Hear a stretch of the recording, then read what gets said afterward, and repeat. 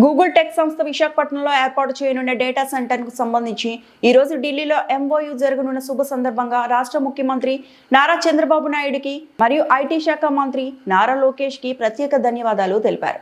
శాసనసభ్యులు ఆర్వీఎస్కేకే రంగారావు విశాఖపట్నం నగరాన్ని ఒక టెక్ హబ్గా మార్చేందుకు కృషి చేస్తూ ఎంతో మందికి ప్రత్యక్షంగా మరియు పరోక్షంగా ఉపాధి అవకాశాలు కల్పించడం చాలా గొప్ప విషయమని, హైదరాబాద్ నగరాన్ని ప్రపంచ పటంలో నిలిపిన శిల్పి నారా చంద్రబాబు నాయుడు అని, అలాంటి మహానుభావుడు ఈ రోజు విశాఖపట్నాన్ని మన రాష్ట్రానికి ఐటీ హబ్గా నిర్మించి ఎంతో మందికి ఉపాధి అవకాశాలు కల్పించనున్నారని కొనియాడారు. ఎక్స్పర్ట్స్ యువకులు అభిప్రాయపడుతున్నారు.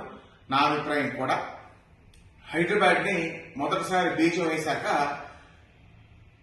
ఒక టెక్ హబ్ గా, ఒక సైబరాబాద్ గా డెవలప్ చేయడానికి 30 ఏళ్లు పట్టింది.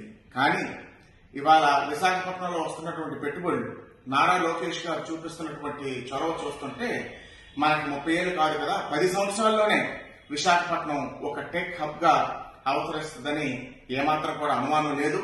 ఇది ఉత్తరాంధ్ర ప్రాంతానికే కాదు, రాష్ట్రానికి, దేశానికి ఒక మణిముక్తంగా మరి విశాఖపట్నం అవతరించబోతుందన్న దాంట్లో ఏమాత్రం కూడా అనుమానం లేదు.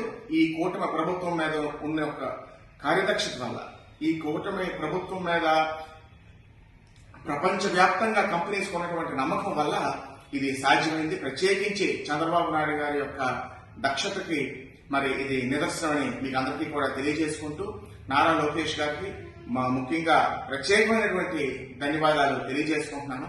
ఎందుకంటే ఏషియాలోనే అతి పెద్ద గూగుల్ టెక్ వ్యవస్థ ఇక్కడ మన విశాఖపట్నంలో రాబోతుందని మీకు అందరికీ కూడా తెలియజేసుకుంటూ, అదేవిధంగా రెండో విషయం, నిన్న రాష్ట్ర వ్యాప్తంగా కల్తీ మద్యం మీద వైఎస్ఆర్ కాంగ్రెస్ పార్టీ శ్రేణులు రాష్ట్ర వ్యాప్తంగా నిరసన తెలియజేసి చాలా హాస్యాస్పదంగా ఉంది. ఎందుకంటే గత 5 సంవత్సరాల్లో కల్తీ మద్యం తయారు చేసి అడ్డగోలుగా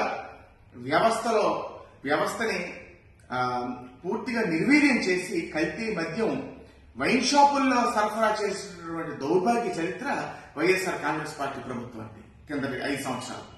కొన్ని వేలాది కుటుంబాలు మీ కల్తీ మద్యం తాగి చనిపోయినటువంటి పరిస్థితి, ఇంటి పెద్ద దిక్కును కోల్పోయినటువంటి పరిస్థితి. వాళ్ళు ఉసురు తగిలే మీరు ఇవాళ 11 సీట్లకు పరిమితమయ్యారు. మీరు కల్తీ మద్యం మీద మరి ధర్నాలు చేయడం, రాస్తారోకోలు చేయడం, నిరసన తెలపడం అంటే దెయ్యాలు వేదాలు వర్ణించినట్లుగా ఉన్నాయి. ప్రజలు ఏమాత్రం కూడా మీరు గత 5 సంవత్సరాల్లో మద్యం విషయంలో ఉన్నప్పుడు ఇతర ఏ విషయంలో ఉండవండి, మీరు చేసినటువంటి అరాచకాన్ని, మీరు అందించినటువంటి దౌర్భాగ్య పరిపాలనని ఈ రాష్ట్ర ప్రజలు ఎప్పుడు కూడా మర్చిపోరన్న విషయం మీరు గ్రహించాలి. ఒక్కసారి మీరు గతాన్ని గుర్తు చేసుకొని వైన్ షాపుల్లోని బిల్లులు లేకుండా మీరు సప్లై చేసినటువంటి అతి దారుణాతి దారుణమైనటువంటి మద్యం వల్ల ఎన్ని వేలాది కుటుంబాలు నిరాశలయ్యాయో, ఎన్ని వేలాది మంది ప్రజలు ఆరోగ్యాలు పోయాయో ఒక్కసారి మీరు గుండెల మీద చేసుకొని మీరు మరొకసారి ఆలోచించాలని మీకు తెలియజేసుకుంటూ, ఈ అవకాశం ద్వారా మరి రాష్ట్ర ప్రజలకి, నియోజకవర్గ ప్రజలకి నా యొక్క మెసేజ్ తెలియజేసుకుంటూ సెలవు తీసుకుంటాను.